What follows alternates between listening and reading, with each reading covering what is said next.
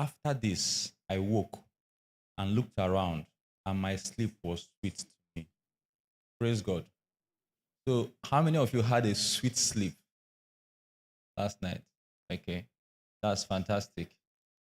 That's good. So, we'll be talking about sleep today. There are a lot of scriptures in the Bible that talked about sleep. And you want to ask yourself why the repetition of sleep, sleep, sleep, sleep, sleep on different parts of or different verses of the Bible. No, that is because even God, our Creator, He knows the benefit of sleep, and He gave us sleep. Now, when I was in the medical school and even in my postgraduate days, whenever we start talking about sleep or whenever we are being taught sleep, people will start sleeping. I beg you, please don't sleep. Don't sleep while I'm giving this presentation. Just be awake. Just be awake, right? Okay, so there's an aspect of medicine that is called lifestyle medicine, the new specialty in medicine. Well, not really new, but awareness is beginning to grow in that aspect. You know, lifestyle medicine has to do with a lot of things that can do to help yourself to be able to stay safe from other chronic medical conditions. You know, just lifestyle modifications and all of that, and that they've been proven to work. So we're going to be looking at lifestyle medicine, restorative sleep. Next slide, please. So the outlines lifetime medicine, restorative sleep, and mental health, indicators of the restorative sleep, achieving restorative sleep, and then conclusion. Next slide. All right. So when you look at the picture on the screen there, you see something depicting decent meal or healthy meal.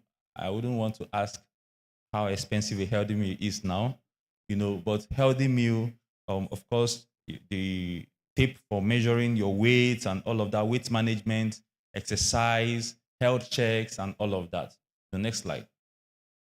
So when you look at lifetime medicine, say it's defined as an entire medical specialty, like I said before, and it requires collaboration between multiple specialties. So in lifetime medicine, you have the internal physician, you have um, the the lab physicians, you have the mental health physicians, you have different professionals coming together to attend to a particular need of the patient. It is evidence-based and emphasizes on disease prevention over curative medicine. So I believe a lot of us will be needing to know more about this today.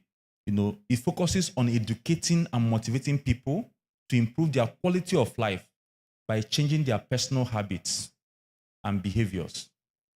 So we've seen that there are things you can do to improve the quality of your life. There are things you can do to help to keep you away from having or developing chronic medical conditions. And there are also things, lifestyle modifications that you can engage in that will help you, even if you're having a chronic medical condition like hypertension and diabetes and arthritis and all that. There are things you can do to help you stay stronger, to stay healthier, right? Okay, so we have 6 pillars of lifestyle medicine. Next slide. So the first is healthy eating.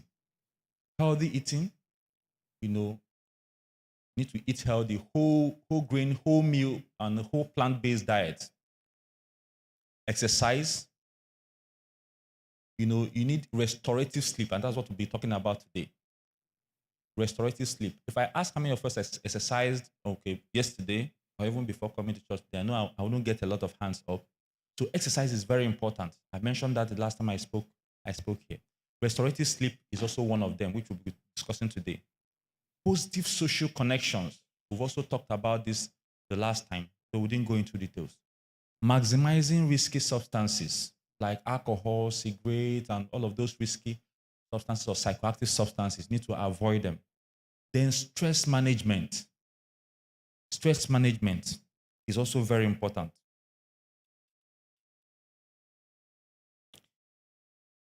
Stress management. If we look at the place where we read in the in Psalms 127 verse 2, from my own Bible, with the Message translation here, it says it is useless to rise early and go to bed late and work your worried fingers to the bone. Don't you know he enjoys giving rest to those he loves? Praise God. So you should be able to handle and manage your stress. Stress management, very, very important. So this is one of the pillars of lifestyle medicine. Next slide. Okay, so how sleep and mental health are connected. Next slide. So talking about restorative sleep and mental health, if you look at the pillars of lifetime medicine, you find out that majority of them have to do with your mental health. Exercise, stress management, avoiding harmful substances, restorative sleep, and all. Majority of them has to do with your mental health. So not getting as much sleep as needed has been linked to premature mortality, to premature death.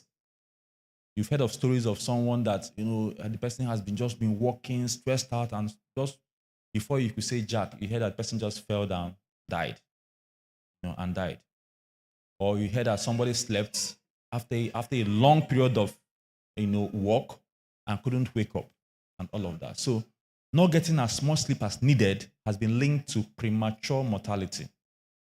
There's also been linked to cardiovascular diseases, that's heart attacks, hypertension, heart problems, and the likes. It's been linked to obesity. So if you want to lose weight, start having a good sleep. Start having a good sleep. It's been linked to obesity too. If you're not having a good sleep, there's decrease of leptin and increased ghrelin. These are hormones or chemicals that help in fat, management in quotes. And if you're not sleeping well, you can also compromise insulin sensitivity. So that means that you made of course, insulin has to do with managing sugar level. Insulin helps to manage sugar level. So if there is insulin problem, the person will develop sugar problems. Right? Next slide. So there are other things that can also happen if you're not getting good sleep.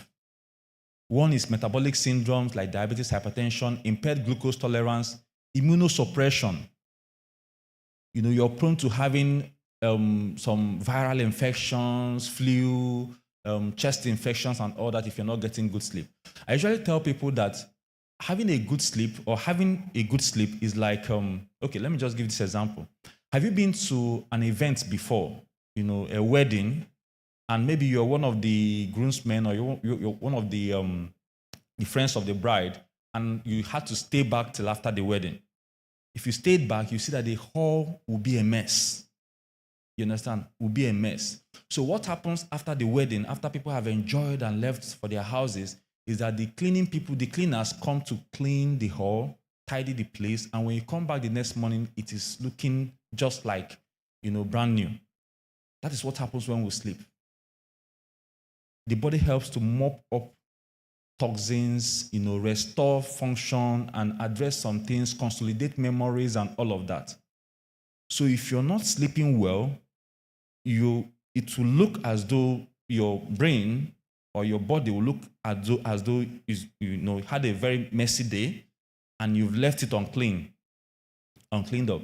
Then the next day you still go back to the same place.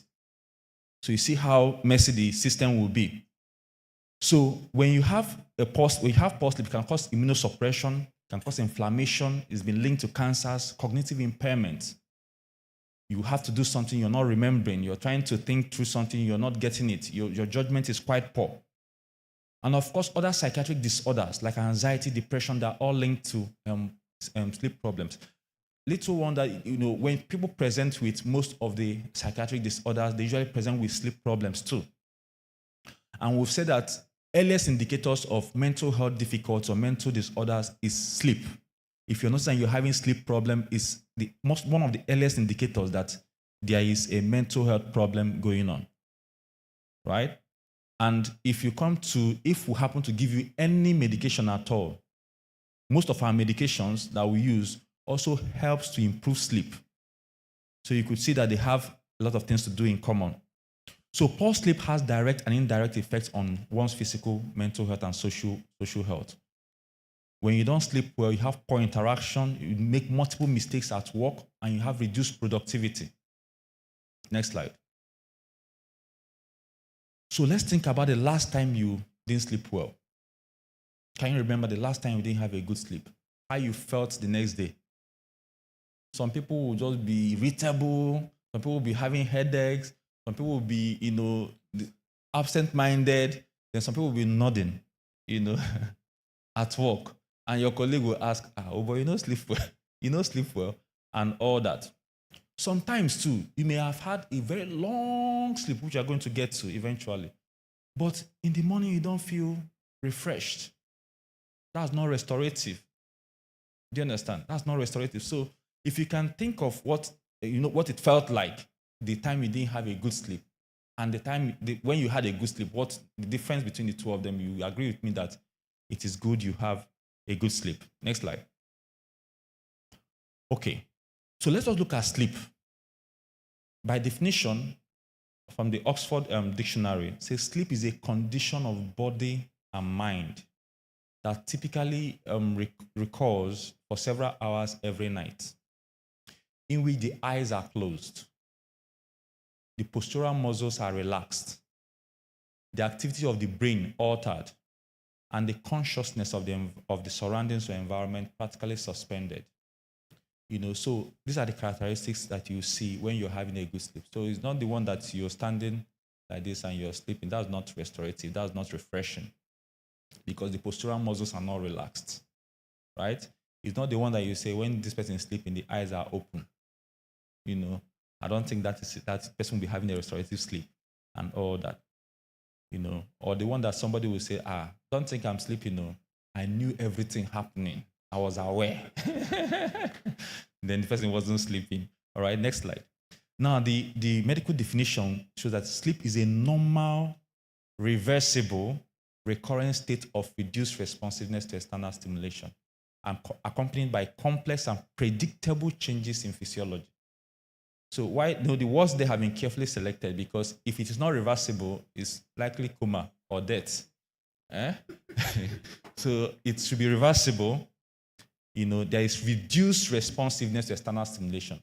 That means if you shake the person vigorously, that's external stimulation, the person should be able to wake up, right? But there is reduced responsiveness during sleep. And it is predictable. It is predictable. There are predictable changes in physiology when someone is sleeping. So when you meet the criteria, you're having a restorative sleep. Next slide.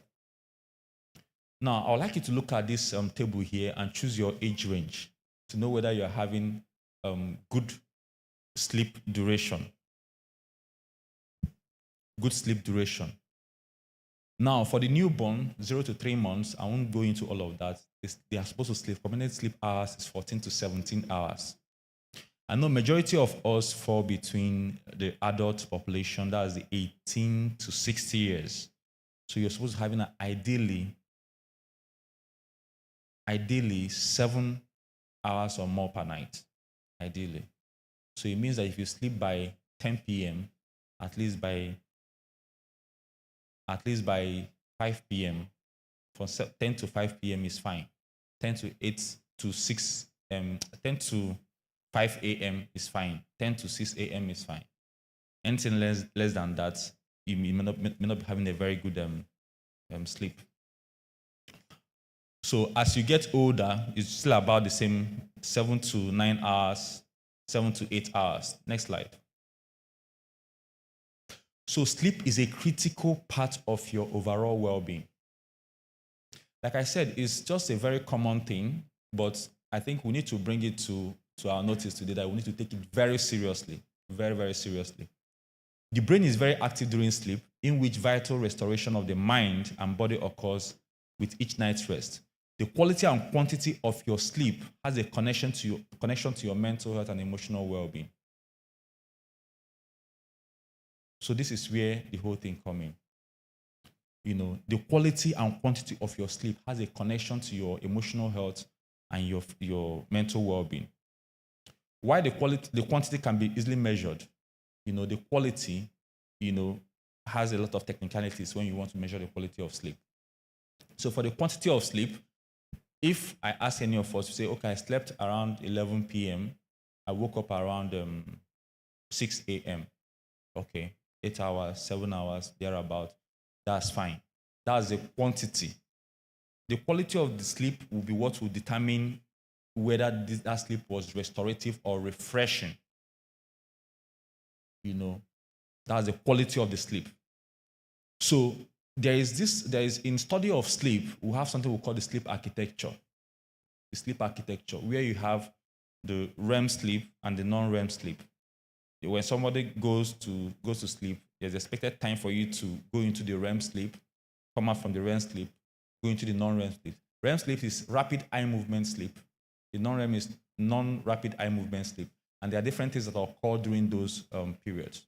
Now, if during a sleep study, we realize that somebody is having a prolonged period of REM or non-REM sleep, which is not like in the normal architecture, we can predict the quality of the person's sleep, right? The quality of the person's sleep.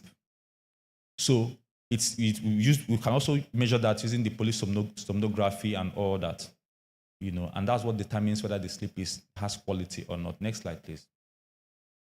So the body and mind goes through various restorative processes, including repairing and rejuvenating cells during sleep. If you don't want to have plenty wrinkles and all of that, or have your body stressed out and all that, you should be getting good sleep. Consolidation of memories. If you don't want to be forgetful, especially as you're getting older, one of the things you need to prioritize is to have good sleep. Processing emotions. You agree with me that there are sometimes you go to bed very angry, someone annoyed you, or you've had a very rough day. When you wake up the next morning, you're very refreshed. You feel lighter. You're even wondering, why did I even have to do what I did the previous day and all that? So it helps to process emotions. It helps in cleansing toxins from the brain. It helps to regulate your emotions better, as well as improve your cognitive skills, learning, and attention. For students here, when you sleep well the night before your exams, I know you will not agree with me, you'll be able to retain more and you'll be able to remember what you've read. Then they will tell us, don't read into the exam. You just read, and enter the exam. You may just forget a lot of things. But when you sleep, the memory helps to consolidate memories and you're able to, to recall what you've read. Next slide. All right, so there are different factors affecting sleep. One is if the person has a chronic medical condition, like causing pain, chronic medical condition causing pain, or even severe hypertension or poorly controlled diabetes mellitus and other chronic medical conditions, it could affect one's sleep. Now, medication use can also affect sleep. So if you notice that you have not been sleeping well and you're on some medications, especially the one you take at night, you may have to consult your doctor to look at those medications because some of them can also be affecting your sleep. Drug abuse can be a factor affecting sleep, and also other psychological disorders like I've mentioned in the past. If someone is having purely sleep problems like insomnia, some people can present just having sleep issues, insomnia. Some people can also be having narcolepsy, or restless leg syndrome. There are some people that when they are sleeping, their legs are moving and all of that. So it disturbs the person's sleep. Narcolepsy and somnambulism, when someone is sleepwalking, right? The person is walking and is sleeping, or the person just falls asleep and is snoring. That's a form of sleep disorder. Then people who also have sleep apnea, when they sleep, they snore and they just wake up and as if they are sleeping, the sleep has normalized, and they start snoring again, and then they wake up again and all of that. It can affect the quality of the person's sleep. And if someone is having that, there is also actually a treatment for that, and the person gets to have a sound sleep. All right, next slide. There are several other things that can affect sleep, but because of time, I'm just giving us a few examples. Restorative sleep and mental health. A good number of mental health challenges will first present with sleep difficulties. Most medications that we use in mental health practice will help to promote sleep, like I've mentioned before, and this defines the benefit of sleep and mental health. Next slide. So what are the indicators of restorative sleep? As we'll round up shortly. What are the indicators of restorative sleep? When you notice that you can fall asleep soon after getting into bed, within 30 minutes or less, then is that you're about to get a good sleep, right? When you typically sleep straight through the night, waking up no more than once per night, that's fair. That's a good one. If you are able to sleep the recommended amount of hours for your age group, that's also a good indicator that you're getting a restorative sleep. If you can fall back asleep within 20 minutes of waking up, either you wake up to ease yourself, wake up to do something, or something wakes you up and you can fall back to sleep within 20 minutes, That's also a good one. If you feel rested, restored, and energized upon waking up in the morning, then you're having a restorative sleep. So if you're not having any of these, or you're having issues in any of these aspects, then you need to start looking into pay more attention to your sleep. Now, it's okay to have, maybe there are some things that could happen, and maybe once or twice in a week, you could have difficulty with sleep. That's fine. That's okay. But when you notice that this sleep problem has occurred more than 3 times in a week, then you need to start talking to your doctor about it. That means you're not getting good sleep. Next slide. So how do we achieve restorative sleep? There's something that we call sleep hygiene. Sleep hygiene, right? So sleep hygiene just has to do with, just like personal hygiene, has to do with things that you can do prior to bedtime that could help to improve the quality of your sleep. So one of which is that when you return to the house after a day's work, you should be able to keep your work at work and take on the rest mood, as it were. So you don't take your work back home. Keep your work at work. Get back on time. Have your shower. Take a light meal and unwind. Trying to unwind, you can read novels. You can read your Bible. You can, play with your children. You can just do things to distract you from work or from the things you did at work. That will help you to unwind.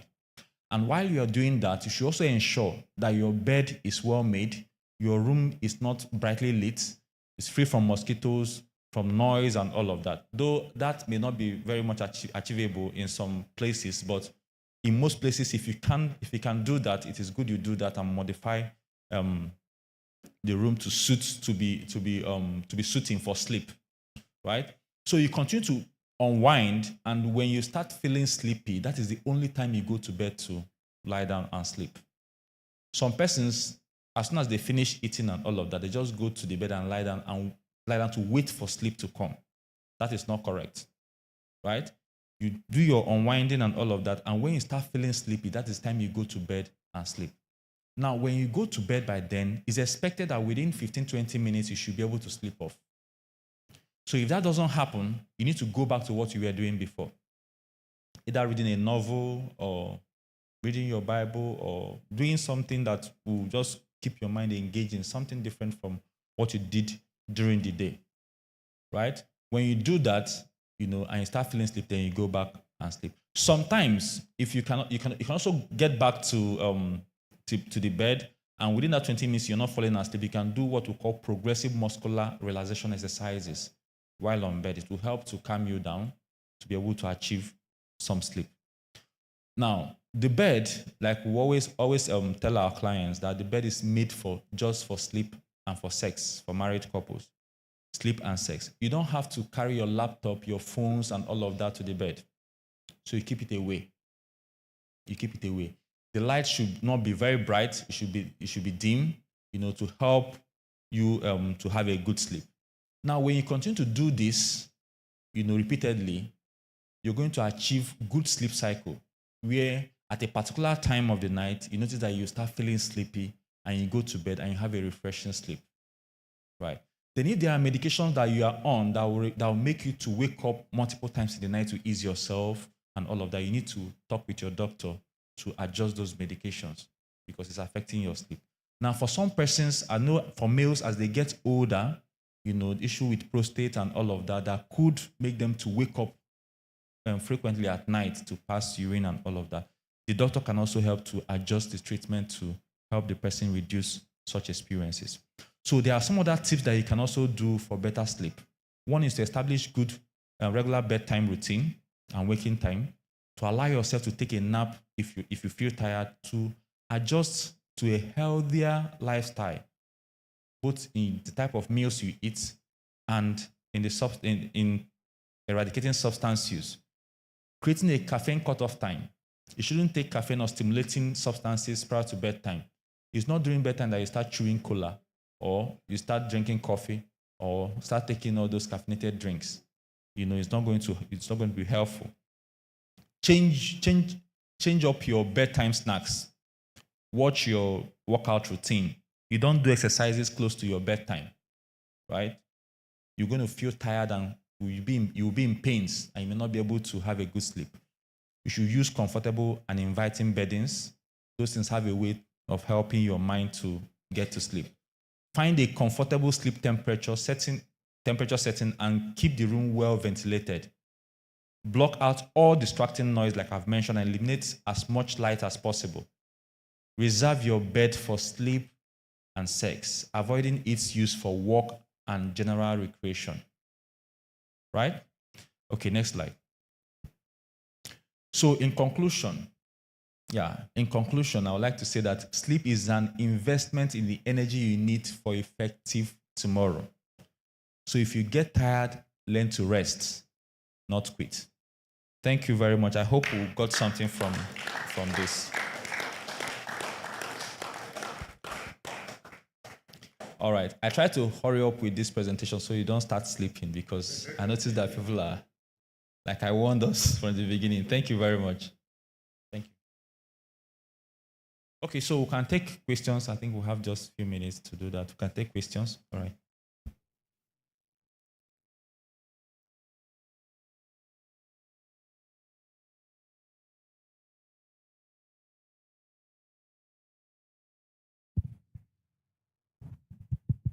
Good morning, church.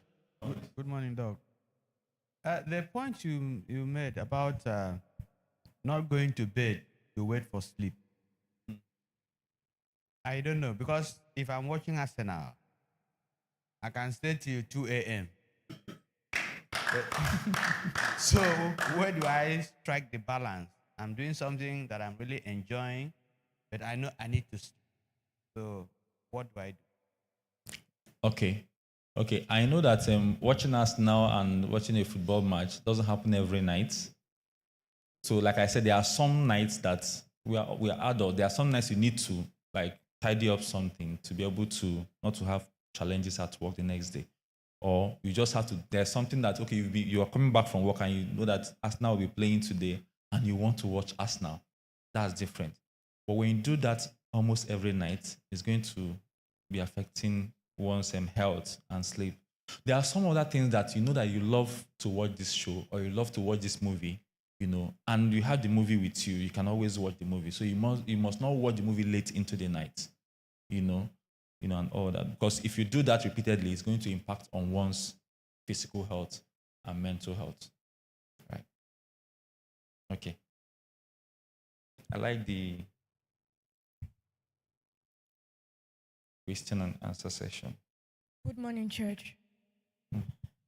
Sir, I want to ask, as a student, and you go to school, close late, come back, prepare, read late into the night, maybe till 5, and you don't really have time for you to sleep. Like, how do you manage that kind of situation?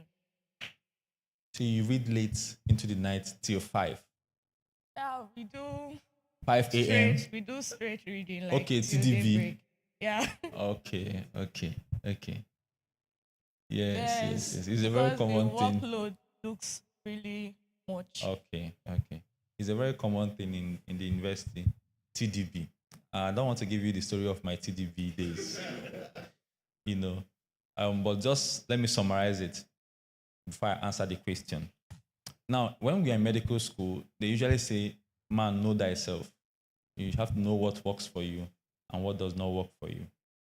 Now, if as a younger person, you may be able to sacrifice some days to do all of those reading and all of that. But what I tell people is that if you start preparing from the very first day, of resumption, we are unlikely to do TDB. You're unlikely to do TDB. And that's why I started by saying, man, know thyself. Because what actually happened with me was that I knew I could read from after classes to about 9 p.m. thereabout. But because I saw my colleagues, my friends, in the night they would go to the hall to go and read and all, I said, it's my own different. Am I not a medical student? So one of the nights I joined them, and my sister, I slept very well. So I had to revert to what I was doing before, which was working for me. Until now, I still use the same format. So if you try to start early, just as little as you can. We are told then 30, 45 minutes. You don't need to stay long hours. But if you start early and you're consistent, before the exam, you may not have to do that TDB and crash reading and all that. There's no, even if the workload is so much, if you start early, you're able to cover. So, but you should prioritize having a good sleep because it will also help you to retain. It will help you to retain what you've read. All right. Okay. Okay. Thank you so much, Doc, for the Okay. presentation. So it's very helpful. Thank you. My question is related to hers, but it's not about the student studying. I just was thinking through what you said to get a good sleep, and in my opinion, it's not very possible. Yes, considering the condition of the country. So I was going to say, is there any kind of substitute to getting a good sleep? Substitute to good sleep in the sense of what is there any other thing people can do to balance it up? Because you said good environment, enough light, good beddings, free of mosquitoes, and all of those things. Honestly, more than 80% of the population don't have that. So what are they going to do? People come home, they work all day, they get to the house, there's no electricity, they are tired, there's no water is not running, they can't even see their way in the house, the mosquitoes, the heat and everything. So what will people do, honestly? So Okay. Now, this question you asked me, 80% of it will be solved by the government. Okay. Yes, I understand what she's saying. I just wanted to make it a bit lighter because, I warned us before I made that, I gave those criteria because it's an ideal situation. And I know that mosquitoes and all of those things are things that will fight here. But it doesn't take away the fact that this sleep is well needed. And that's one of the things when people complain about governance and all of those things. These are things that will make one to enjoy his or her life. Good housing, good public health policies and facilities and all of that. That will help all of us to enjoy quality life. But unfortunately, those things are not that ideal around here or in most places. So I think what we can do in that aspect is to see how we can, the ones who can modify, if we ensure we modify it, right? Even if the person stays in a place where there are a lot of mosquitoes, there are mosquito-treated nets, available now. The person can use and cover the beddings, the bed, so you're protected from mosquito bites. That will help with good sleep. Sometimes the place can be quite stuffy, no lights. You can't even put on fan. I talked about adjusting the temperature. And that's for someone that has 24 hours power supply with air conditioners.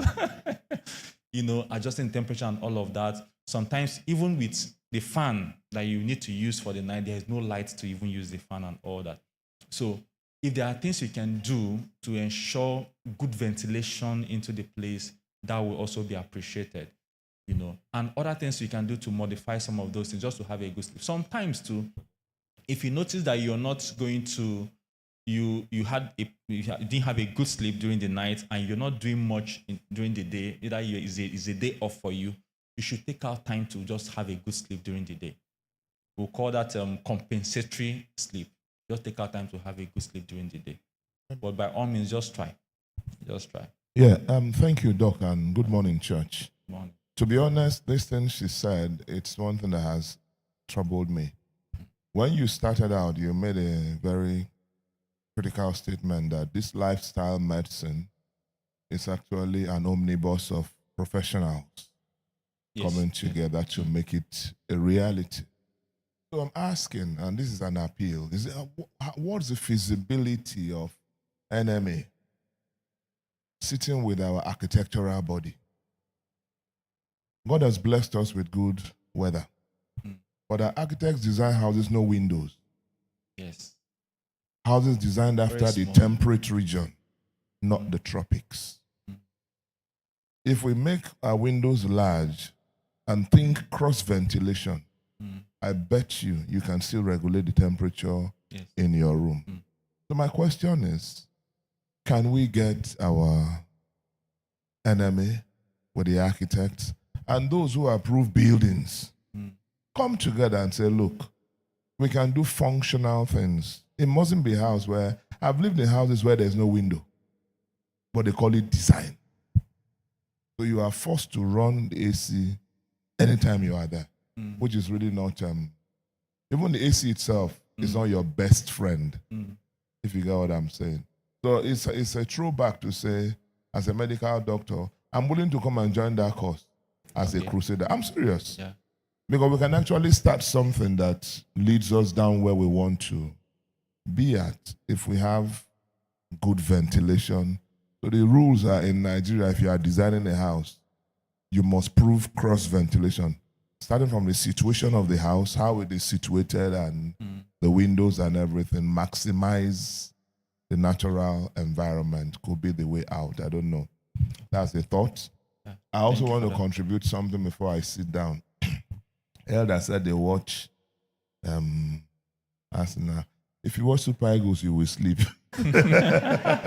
So just change it out. Start watching Super Eagles.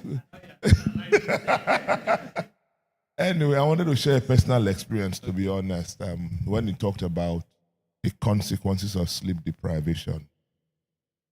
I was on a project some time ago, and it was really, really stressful. It wasn't just work stress, it was also people determined that you must fail, if you get what I'm saying. And at a point, I was so understaffed that what about 7, 8 people should be doing, it was foisted on me to do alone. And I said, I will not fail. And this is where we Nigerians and maybe Africans, there are a number of things we need to learn. One of them is putting up your hand and saying, it's not okay, what is going on here is not correct. But what we do is we dig in and say we will push through and kill ourselves in the process. That was my unfortunate experience. I had worked all day, and then they had to do night work. My staff had also worked all day. I didn't have the moral courage to say to them, go back at night and support night work, if you get what I'm saying. So I told all of them, okay, go and rest. I will take the night work because I'm traveling in the morning. And I finished my normal work, office work, and the mental work, and I went off to site to support night work as overseeing the site. I worked all night, and in the morning I got to the airport. There were still things I needed to deliver.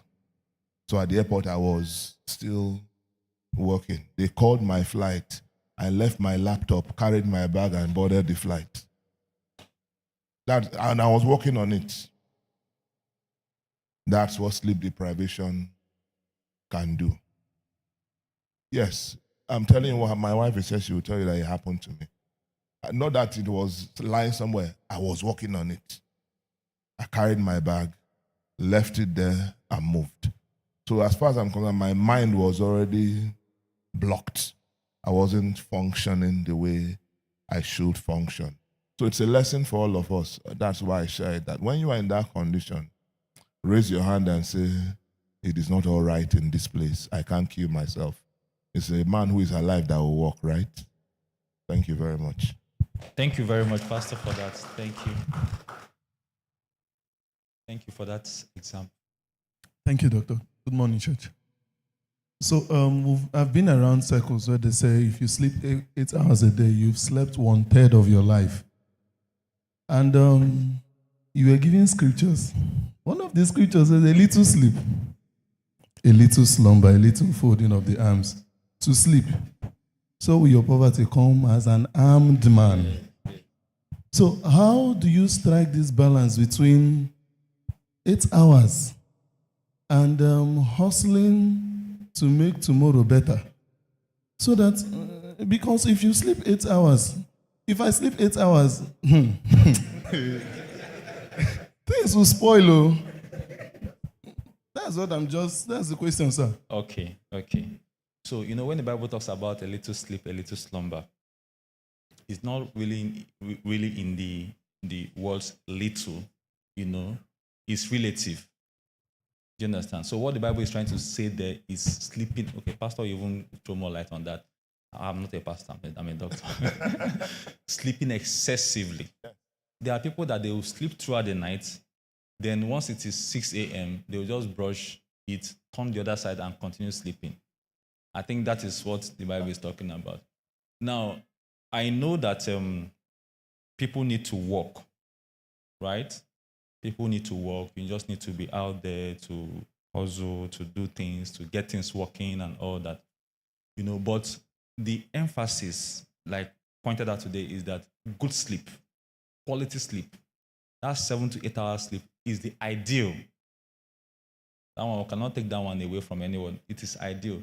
And when you hear motivational speakers say, if you sleep, how do they even say it? 8 hours. You must have slept 1/3 of your life. That is how God created us, to sleep and to work. Do you understand? I don't think I will gain much if I end up living shorter than God planned for me because I want to work all my life, right? There are some persons that some of these big shots that we'll see today, or even people around us that will know that are actually doing a lot in terms of the workspace. Most of them also work very smartly. They delegate duties. They know when to rest. They know when to take vacations. They do a lot of things to keep fit, right? So there are just a lot of them. We can't just sit back and say, okay, we must finish. Let us do this. Let us work and work and work and work. And you're not getting a good sleep. That won't be good. I think I'd also like to chip in, because what you call hustle, what exactly is it? Because that whole place of producing nothing, it's not hustle. It's just self-deceit. The first thing you should ask yourself is, how organized are you? How are you investing your time? The fact that you stand up in the morning and you run around Port Harcourt 5 times doesn't mean you have been productive. Somebody can stand up that same morning, spend the first 2 hours communing with God. You're already out at that time. The person gets clarity, steps out for 3 hours, and returns with 10 times whatever you want to return with. Because there's organization, there's guidance, there's direction. So it's not about how much energy you expend. It is value over volume. That's really where we ought to be. Value over volume. It's not the amount of hustle, it's the amount of value generated. There are people who don't work. I mean, even if you sleep 8 hours, there is still 16 hours to hustle. There's still 16 hours. If 16 hours is not enough for you to hustle, even people who do Ogbuaja, 16 hours is enough. I don't know if I'm making sense. So please, guys, sometimes it's just this anxiety. I'm not doing anything. You jump out. Still, you are not doing anything. But you just have the sense of, okay, I'm running around. After running around, what next? Please, organization. We talked about simplifying your life before we started this session. And one of the things we talked about was the power to organize your life. When should I do this? How should I do it? What's my best bet? Some things we are breaking our heads to do are people's history. If I want to learn about sleep, I can go and study for the next 2 weeks, or I can go and sit with Dr. Metu for 1 hour. And after 1 hour, what I would have done in 2 weeks will be cleared with 1 hour with him. That's smart work. And like you said, those people who they hustle up and down, look, they go on vacations that you cannot go on. They eat healthy. Your own is loy. I know I can go on. Where they sleep is not where you sleep. So they can regulate that environment. You can't regulate your own. So there's a trade-off here and there. And so those trade-offs, I don't think doctor says it's only sleep. He's just focused on sleep today in terms of lifestyle, medicine. Other things he mentioned were diet, exercise. You think your trekking is exercise? Even the anxiety of failing as you are trekking to that, it kills the exercise. Let's leave that matter. I think time is already. Praise the Lord. Okay, I want to say thank you for this topic. I saw it on success status, and I had to put it up immediately because in our own industry, last year in Port Harcourt, like 3-4 guys in their prime died. We trace it to lack of sleep. And this thing will come maybe when they are driving and they just fell off like that. My plea, just like Pastor asked, is there are sectors that need to hear things like this. I push this link around for musicians to listen because the slogan is no sleep, collect your money. And they push this thing in mainstream media, and is what is happening to us. Yes, so there are people who will say they are not going to this event because they want to sleep. Because 3 o'clock, they're just running around like that. My plea will be, what are we doing? Just as these guys are pushing no sleep, collect your money, we are also pushing sleep so that you can take your money. So what can we do? People don't have this education, honestly. People don't have sound engineers, they don't have this education. So I'm just asking, Doctor, if there's something we can do even in the mainstream media. Yes, Thank I you. think just like Pastor said, just to create more awareness, we need to find a way to create more awareness. More awareness. There's one person at the back there. Our time is up, to be honest. It sounds like a very interesting topic. Let me give Vicky an opportunity. No lady has spoken, so that's her. Thank you so much. I just want to ask a question because I remember sometimes what my question is, if one can't make it straight 7 hours every day, is it okay, like when you get back from work and you're at that moment you really feel that tiredness and you hit the bed, maybe you hit the bed for like 2 hours, does it count for the whole day? Does it count for the whole day? Because I looked at the table. For babies, you said for 14 hours to they're about 14 to 17. And I know babies don't sleep that whole stretch. So for adults, can we also break down our sleep like that? And would it count as sufficient? Okay, that's a very good question. So like I just mentioned in part of one of the tips that if you feel tired and you want to take a nap, that's fine.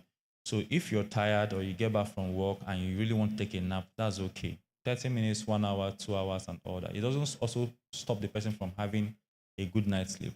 Now, if you take a nap and you eventually go to bed by 12 midnight and maybe wake up by 5 o'clock, plus the 2 hours you slept in the afternoon, that's 7 hours and all of that, and you feel refreshed, that's fine.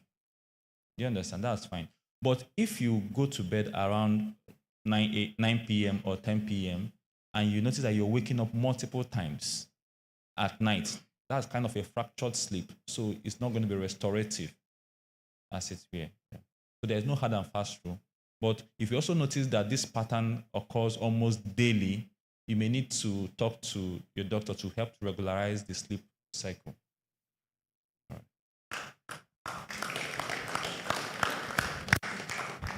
Please, how many of you want Dr. Metu back? Doctor, due to popular demand, we'll come back to you, sir, to see whether we can explore another series with you.